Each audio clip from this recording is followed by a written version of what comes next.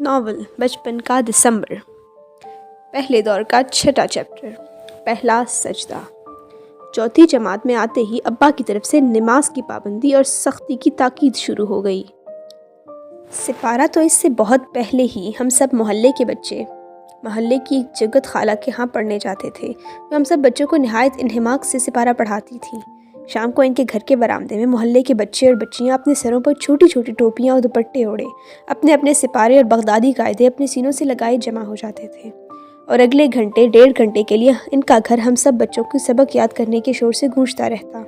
سارے بچے گود میں سپارہ رکھتے اور سر ہلا ہلا کر اپنا سبق انواع و اقسام کی آوازوں میں یاد کرتے رہتے۔ جس بچے کا سر جتنا تیزی سے ہلتا، اس کا مطلب یہ ہوتا کہ وہ اتنی شدت سے اپنا سبق یاد کر رہا ہے، اور جہاں کسی بچے کے سر ہلنے کی رفتار کم ہوتی، وہیں خالہ زور سے ہنکارا بھر کر اسے خشمگین نگاہوں سے گھورتی، اور دوسرے ہی لمحے اس بچے کا سر دوبارہ اسی تیزی سے ہلنے لگ جاتا۔ محلے کے تقریباً سبھی نوجوان اپنی جگت خالہ کے ہاں سے اپنے ختم قرآن سے مستفید ہو چکے تھے، کیونکہ خالہ گزشتہ 20-25 سالوں سے اپنے گھر میں محلے کے بچوں کو قرآن شریف کا درس دے رہی تھی۔ وجہ آپی بھی ان کی شاگرد رہ چکی تھی، اور میرے لیے وہ دن عید کا دن ہوتا جب خالہ اپنے صحن میں لگے سرخ انگوروں کے خوشے پکنے پر ہم سب بچوں کو حکم دیتی تھی کہ سب بچے مل کر احتیاط سے اور ایک ایک کر کے تمام انگوروں کے گچھے انگور کی ڈولیوں سے توڑ کر اتار لیں۔ پھر اس تمام انگور کے ڈھیر کے حصے بکھرے کرنے کا مرحلہ آتا۔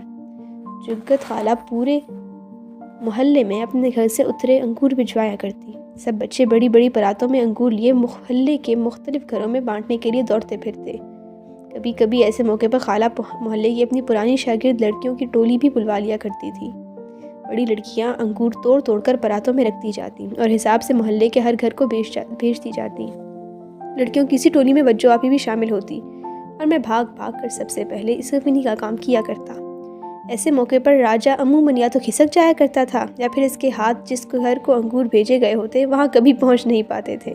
آخر کار اس کا حل خالہ نے یہ نکالا کہ راجہ کے ہاتھ انگوروں کے پرات دے کر 2 مزید ہٹے کٹے اور مشت ٹھنڈے قسم کے بچوں کے گارڈ بطور نگرانی ساتھ بھیجنا شروع کر دی، جنہیں راجہ نے راستے میں کئی بار جھاننے اور جھانسا دینے کی کئی کوششیں کی، لیکن اسے کبھی کامیابی حاصل نہیں ہوئی۔ مجھے یاد ہے جس دن ابا نے مجھے پہلی مرتبہ سختی سے ڈانٹ کر نماز پڑھنے کے لیے کہا تھا، وہ بھی ایک ایسا ہی انگور اتارنے کا دن تھا۔ میرا موڈ پہلے ہی کافی خراب تھا، کیونکہ اس روز وجہ آپی بھی خالہ استانی کے گھر انگور اتروانے کے لیے آئی ہوئی تھی۔ میں نہایت انہماک سے انہیں اپنے نازک نازک ہاتھوں سے انگوروں کو ان کے گچھوں سے علیحدہ کرتا دیکھ رہا تھا۔ انہوں نے بہت احتیاط اور نفاست سے بہترین گچھوں کا انتخاب کیا، اور پھر اپنے گلابی ہاتھوں کی لمبی اور مخروطی انگلیوں سے انگوروں کو علیحدہ کر کے ایک پرات میں رکھ کر اس کے اوپر ململ کی جالی کا کپڑا ڈال دیا۔ میں جو ان کی ہر حرکت کو نہایت غور سے بیٹھا دیکھ رہا تھا، ایک دم بڑبڑا سا گیا، کیونکہ انہوں نے پلکیں اٹھا کر میری جانب دیکھا اور دھیرے سے میرا نام لیا، آدھی۔ پتہ نہیں کیوں جب کبھی وجہ آپی یوں میرا گھر کا نام دھیرے سے گنگناتی تھی تو میرے وجود میں اچانک ہی ایک ساتھ اتنی بہت سی گھنٹیاں کیوں بجنے لگتی تھیں۔ میں جلدی سے اٹھا اور بھاگ کر ان کے پاس آیا۔ آس پاس دوسری لڑکیاں بھی انگور اتارنے اور آپس میں سرگوشی یا خوشگپیوں میں مشغول تھیں۔ میں اور راجہ اکثر سبق یاد کرتے ہوئے لڑکیوں کو دیکھ کر ایک دوسرے سے پوچھا کرتے تھے کہ آخر وہ کون سی باتیں ہیں جنہیں یہ لڑکیاں ایک دوسرے کے کانوں میں گھنٹوں سرگوشیاں کر کے بے تحاشا کھلکھلا کر ہنستی رہتی ہیں، لیکن اس سوال کا جواب ہم دونوں کو کبھی نہیں مل پایا۔ اس وقت بھی وجہ آپی کے آس پاس موجود لڑکیوں کی ٹولیاں آپس میں خسر پسر اور کھیکی کرنے میں مشغول تھی، لیکن میں نے وجہ آپی کو کبھی دوسری اور ان کی ہم عمر لڑکیوں کی طرح خواہ مخواہ میں ہنسی مذاق یا کہکہے لگاتے نہیں دیکھا تھا۔ بہت ہوتا تو وہ ایسے موقع پر ہلکے سے مسکرا دیا کرتی تھی، اور ان کی ہلکی سی مسکراہٹ سے ان کے گالوں پر پڑنے والے 2 ہلکے سے گلابی گڑھے مجھے نہال کر جایا کرتے تھے۔ لیکن اس روز ان کے یوں رازدارانہ انداز پر سے بلانے کے طریقے نے مجھے کچھ حیرت اور الجھن میں ڈال دیا تھا۔ انہوں نے انگوروں کی پرات اٹھائی اور اسے میرے حوالہ کرتے ہوئے نہایت دھیرے سے پلکیں جھکا کر بولے، آدھی یہ ٹرے شکور چچا کے ہاں دے آؤ۔